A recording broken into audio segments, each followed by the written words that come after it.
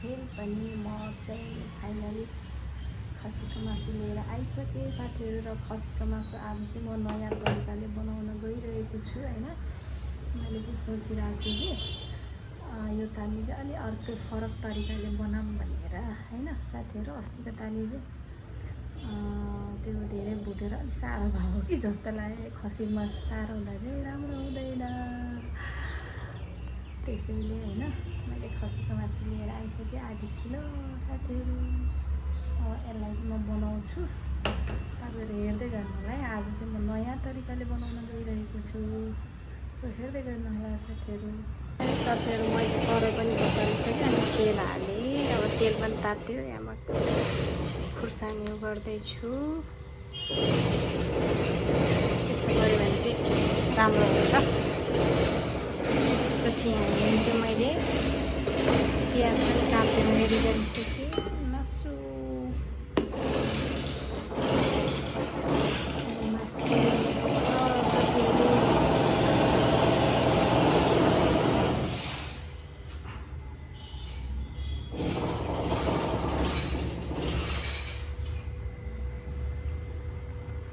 हाम्रो तेल पनि पाक्यो है। अब यो मासु हाल्न गइरहेको छु म चाहिँ, तर मलाई डर लागिरहेछ।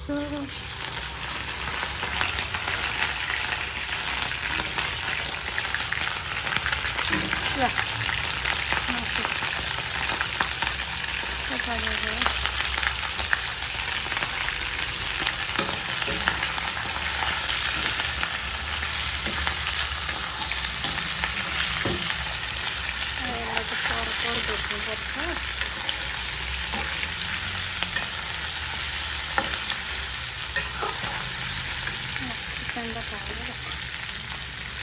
अब मासु चाहिँ बुझ्यो। अब प्याज हाल्नु, प्याजलाई पनि कत्रो डल्लो खाएको चाहिँ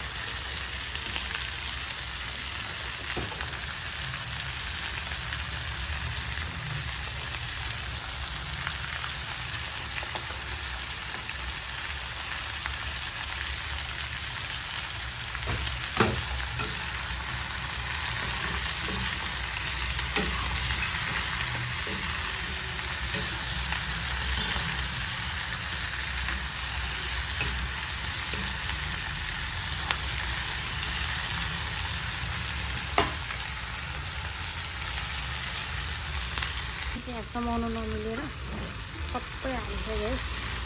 धेरै बनाउनु नमिलेर सबै मसला खुर्सानी नुन सबै हालिसक्यो। यसलाई मजाले बनाएको अब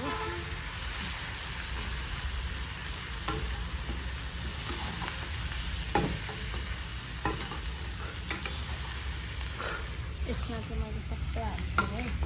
नुन खुर्सानी मसला गरम मसला मिट मसला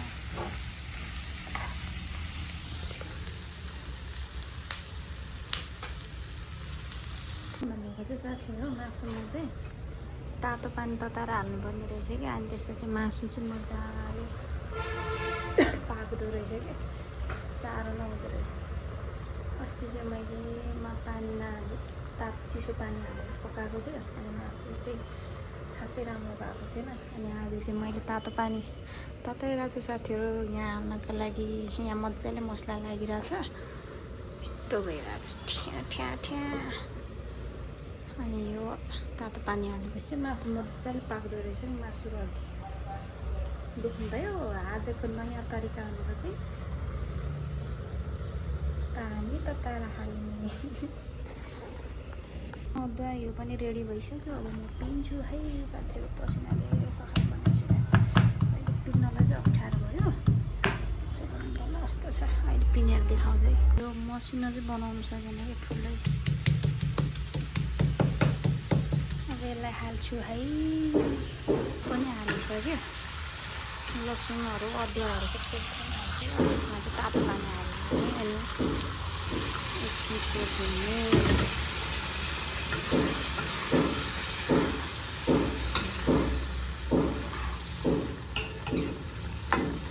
छोक्दै यसरी एकछिन छोड्दै मजाले पाक्छ। अनि टमाटर हालिदिने।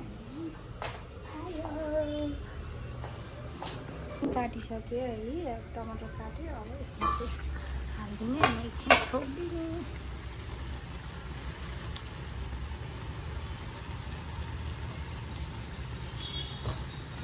दुईवटा टमाटर पनि अब एकछिन चलाइदिने।